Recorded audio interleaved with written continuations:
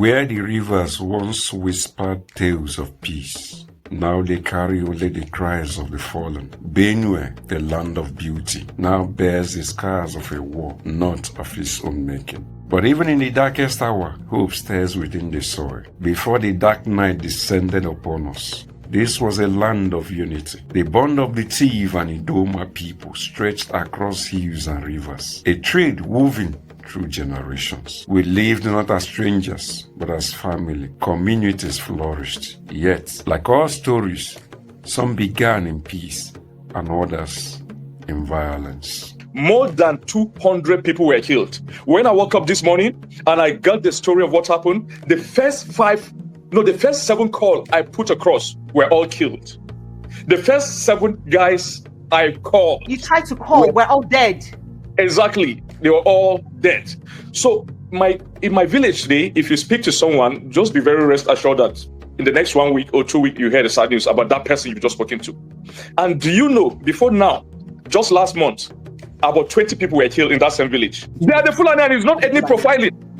They are the Fulani, it's not ethnic profiling. When people want to be politically correct, they will say, no, that is an ethnic, it's not, and that is why you see the Sultan of Sokoto will not react to this. He reacted when just about 11 people were butchered were killed in Edo State, the so-called hunters. They reacted. They put up Northern Elders Forum. They made several press conferences. Many governors stood up. The governor of Edo had to travel to some of these states to go and say sorry. Just 11 hunters, that is alleged hunters, if really they were hunters, who were killed. Now 200, nobody in the north is speaking, because that is the collective agenda, jihad, and the complete takeover of the land of our people. And let me tell you, so I'm saying it authoritatively. I'm an authority in this area. I was born and raised in Jos. I speak Hausa as my first language. I speak Hausa better than I speak Tiv. And let me tell you, this thing they call intelligence. We are the sources of this intelligence. The government sometimes use the narrative of intelligence to confuse you, as if what they know is different. They know exactly what we know, or we even know better, because we are the sources of this intelligence. Many of my friends from the adjoining villages in Nasarawa State, who are of different ethnic group other than the Fulanis. Anytime the Fulanis are mobilizing, like this attack, they told us day before yesterday. We communicated to the security force. Nothing has been done. They communicated to us. No, just hold on, because this is too much to rush. I'm sorry. Are you saying that you got an intelligence report as a civilian? Your Yes. community had an intelligence report about this particular attack that killed over 200 people, and you. My sister, do you know the funny thing? It is no longer secret. It's just like the secret cultism in Nigeria. They gathered their AK-47 in a community called Giza in Nasarawa State, in the boundary between Nasarawa and Benue, in Giza and Kadorko. All our friends from there, and they come out in the open with their this, and they hold a meeting openly. You know, they are going to strike in Yelwha, and then some people begin to bid them farewell. Allah Kulafia. May God take you safely. May God take you safely. Yes, they came in more than 100 bikes. Listen, but that is how your country has degenerated. That these things are done in broad daylight. It has degenerated. And let me tell you, let me also shock you. About 7 soldiers, I'm saying it as it is, about 7 soldiers joined them from the Giza, the community, adjoining my own village. They arrested one who uttered all this, made this confession. He said some of the soldiers from Giza trained them of Fulani ethnic stock, and they joined them. They commandeered the whole thing. So what they did yesterday was extremely tactical and strategic with military precision. Right now, there are a lot of Tea villages in my council ward that will be taken over by Fulani.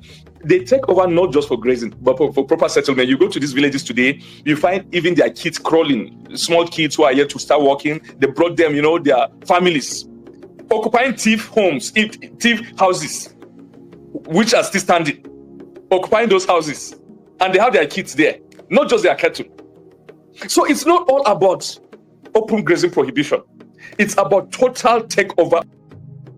I'm live in Yelwha in Benue State, where the attack took place yesterday that claimed the lives of over 200 persons, the herdsmen attack. Now, what my eyes have seen, my mouth cannot speak unless you people see it by yourself. Then, like shadows that grew, long before the storm, the night lords rose. Not men, but monsters, sons of darknesses, walking with swords, soaked in hate, seeking only destruction. It might be very disturbing for you, so a warning is on. Men with swords who sought our doom. but to plunder, leaving nothing but silence in their wake.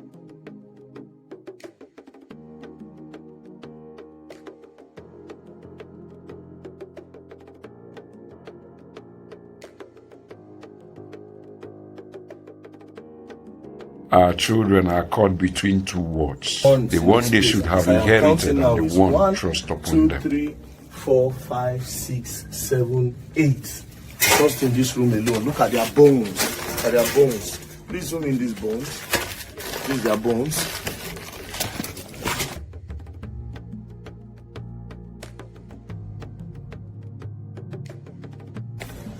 Zoom in. This is another one. 1, 2, 3. These are bones as well. They were bones. They were all bones to ashes. Now let's go outside. Now this is another room again. This is another person. This one you can see. They run through the smoke of eyes filled with terror, their hearts filled with fear. Our elders, the keepers of wisdom, now lie in the earth. Their voices silenced by the very hands they once fed. And still, the silence deepens, the morning grows.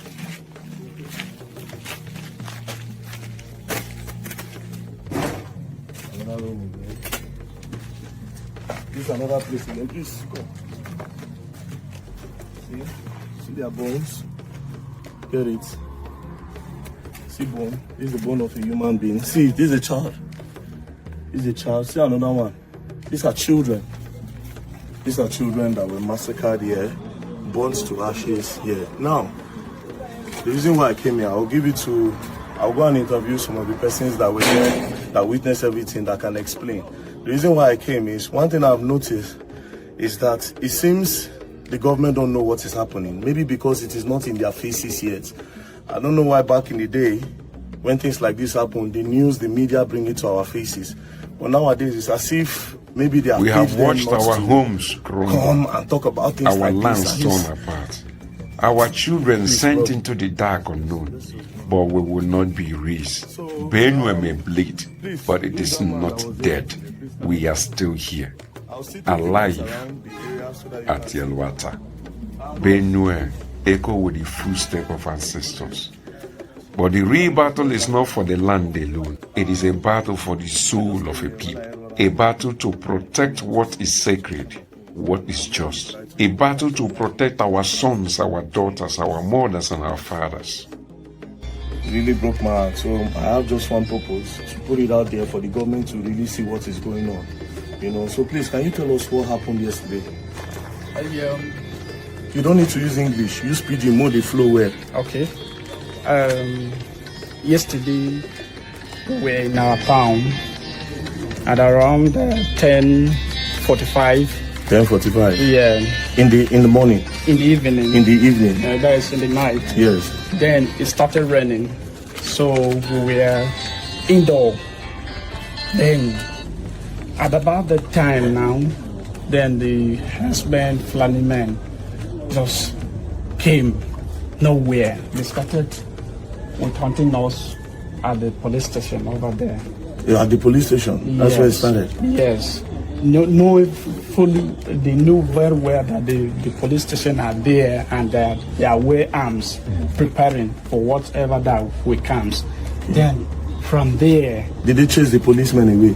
No, the policemen were there to attack them. They did their job. They did their best. Their best. Then from there, knowing that, okay, they have attacked them fully there, then another group was down here without the notice of the policemen. Then they started opening the door from one door to another. They were with many weapons. They break the door. While entering into the door, into the room, they will pour the fuel and then light fire. And then that is how it started. And we are hopeless. And what you have seen here now, a lot of people that die in our community is unexpected. We did not believe that such will happen in our own area.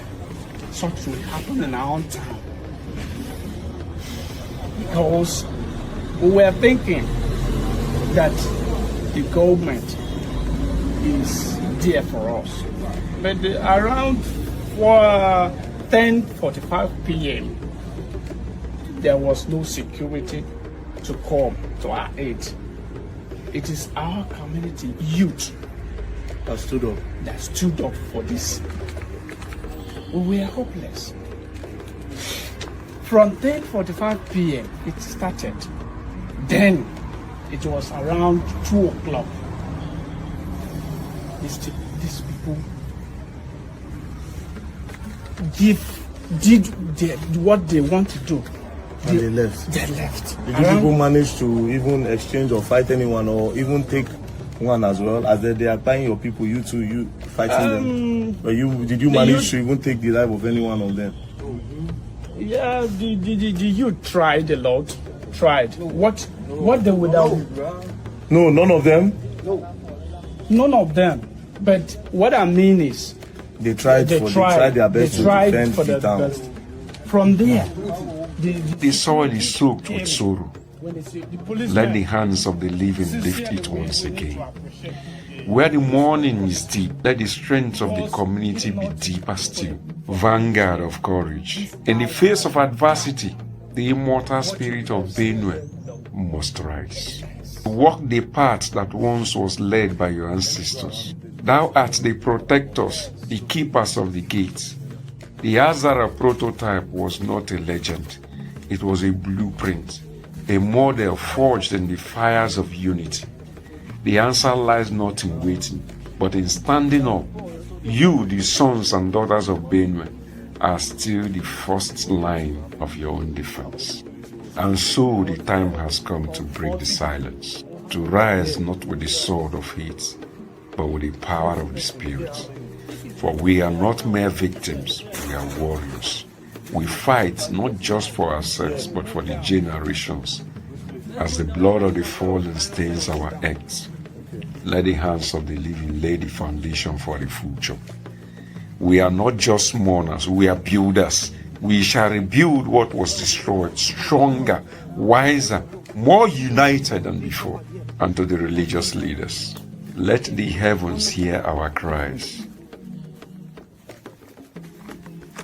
The fire of your prayers. Now is the time for action. Now is the time for faith to meet courage. For this is not just a battle of flesh, but of spirits. We call on the gods of our land, the spirits of our ancestors to rise. Let them guide us in these dark times. In the face of darkness, let the light of Benue shine together than ever. Let us hold fast to the strength that binds us. Let the sons and daughters of this land know that no invader, no monster, no lord of the dark worlds, the dark forces can break the spirit of our people in unity. For you, the immortals of grace, we call upon you. Grant us the strength to stand. May our steps be guided by the courage of our hearts, and may the voice of our ancestors speak through us now and forever. Let us arise from the ashes, for this is not the end. This is the beginning of our reclamation. For Benue, for unity, for peace. When the silence of the nation became deafening, one voice thundered through the fog of neglect. One man, unfiltered, unafraid, stepped into the horror, not for fame, but for the truth. VeryDarkMan, VDM. A name now etched into the pain and the purpose of Benue's wounds. VDM, an epitome of courage. Thou givest thy steps, thy voice and thy action.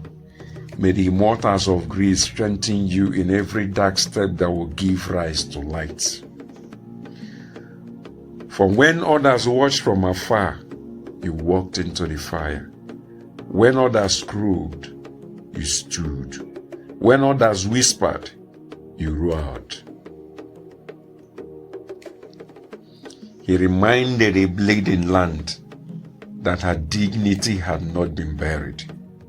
He reminded Nigeria that injustice anywhere is a threat to justice everywhere. And in his words, in his voice, the world heard Benue cry out. VDM did not carry a gun, but he carried something far more dangerous to the oppressor, the truth. And he fired it with precision. Let this be a call for others. If one man's voice can pierce the silence, what would happen if we all roared?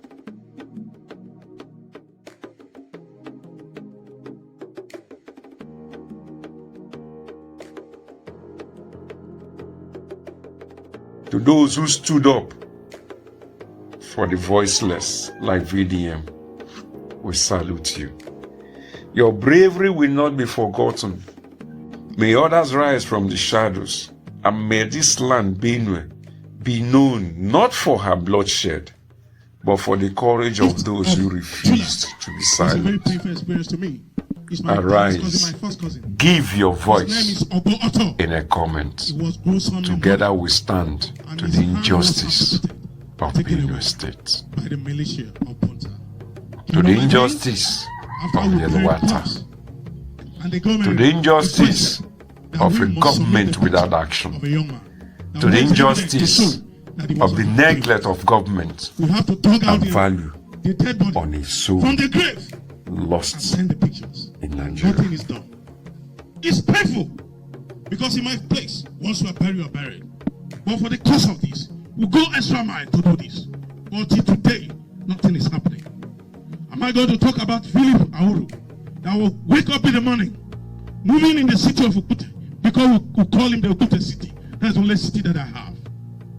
He was gruesomely murdered in the morning, and nothing happened. Yesterday, over 200 people were killed in their sleep.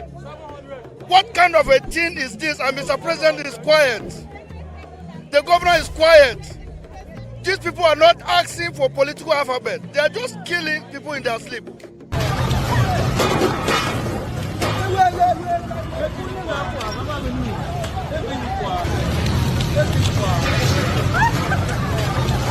Right now, we are standing on the dead bodies of our mothers, our fathers, our brothers and sisters. We have become IDPs in our own very country. These killings have persisted for years. A lot of talks have gone on. Only last year, 500,182 people were displaced. We have 21 IDP camps in Benue. These killings won't stop. Up until this moment, nothing is being done. Why? What is more crazy is the deafening silence from our leaders, the duty bearers, the people who are supposed to speak, the people who are supposed to do something. They are silent. Now we want answers. We want to know what is going on. The government has a duty to protect life and properties. If President Tinubu is overwhelmed by this insecurity in North Central, in Benue, in Plateau, in Taraba, he should step aside. He should resign. We're only crying out. It's a peaceful protest. If the governor wants to talk to us, he should come out and address us. He should come and address us, please. We are begging. But if Benue State is not part of Nigeria, let us know. If Benue State is not part of Nigeria, let us know. My heart is heavy, terribly sad, terribly angry. But like it's become a national emergency. What's going on in my state, Benue State? I cannot wrap my head around. Man, I don't even know what to say at this point in time, because it's going to be business as usual. I will condemn the thing. This has to stop. This thing has to stop. It has to involve everybody, every stakeholder in this country, every stakeholder in Benue State. You know, it's not child's play. It's becoming ridiculous. It's annoying. How about? Come on, man. I don't even know where to start expressing my sadness, my grief, my anger, my frustration for this serious action. Every serious action needs to start to take place. every stakeholder, we need to come together. We need to fight this battle. We mourn, but we rise. We are the children of the earth, the inhabitants of the hills and rivers. And no evil shall claim us, not today, not tomorrow. We will stand, and we will overcome. Speaking seriously about the practical approach to mobilizing to curb insecurity, I'll share experience with you when I was state director in Bauchi. Most of you will remember an incident in Azari.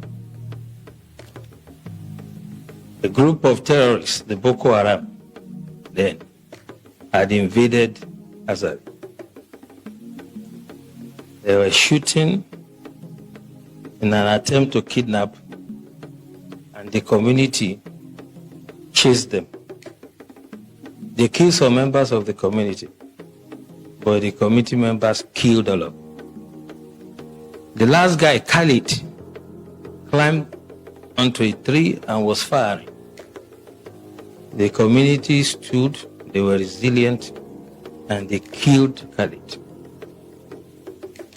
Since that day, there has not been one terrorist attack in Azari. As a matter of fact, the former head of state, General Ibrahim Badamasi Babangida, said, and I quote, "If we want to stop or curb this terrorism, we shall emulate the Azari example." Tafawa Balewa also happened to be a local government in Bauchi that was always in flames. And the people of Bogoro and some part of Tafawa Balewa, where the Sayawas are, rose up on one occasion. They knew their terrain better, climbed onto trees and mountains. And when the invaders came,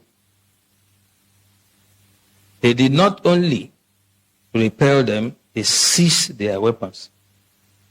And since then, you can attest to it that you hardly hear about Tafawa Balewa again. What I'm trying to say, the practical approach to mobilizing people, is that you have to get everyone involved. You do not expect the Nigerian Army, police, DSS, to protect every Nigerian or every community. It is not going to work. In the US, if you visit someone in the house, you will be shocked that when the guy hears a police siren, he will just pull his drawer, bring out his gun and keep it. So one of my hosts did that, and I asked him, "Why are you putting gun here?" He said, "Well, if they are chasing someone and he enters my house, I'll shoot him first." And that is the layer we have to start thinking about. How can you create first line of defense? The military, police, and other security agencies are to deal with the bigger ones, the organized ones. But it is impossible for us to deploy to every community in the country. It is unimaginable that any security agencies that has the resources to do it. So as we live here, we all belong to one community or the other. What we have to start experimenting is how we can make the community to prepare first, if the first line of defense for us.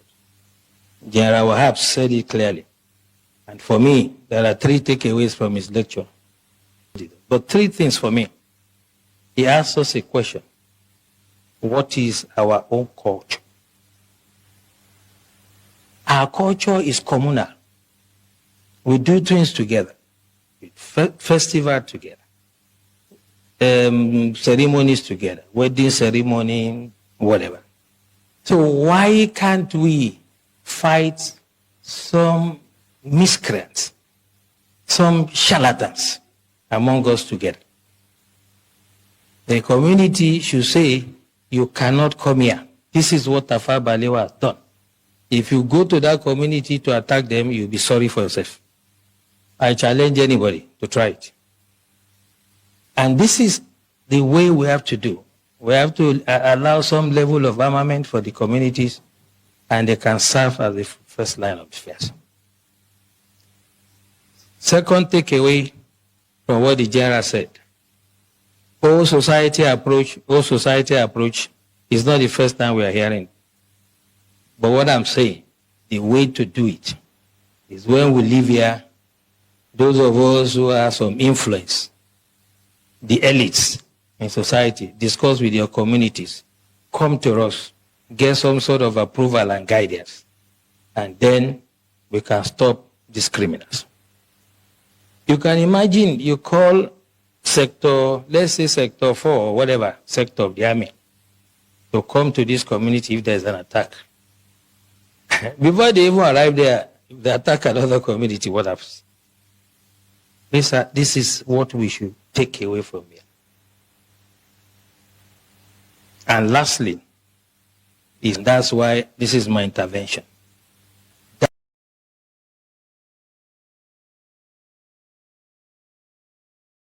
That security starts from you. We have to take that mentality away. What is the security agencies doing? Who, apart from a tree, knows that they want to come and cut him and remain standing? Only a tree. We have to get the communities to rise and defend themselves first. And the time to start it is now. When you move out from here, I do that every day. I come from a village in Ijebu land, Ogun State, and I talk to my people. I know the level of armament they are entitled to. I know how they organize themselves in quarters. We have 4 quarters. I am using my expertise to guide them. You cannot wait for the military to come and do everything.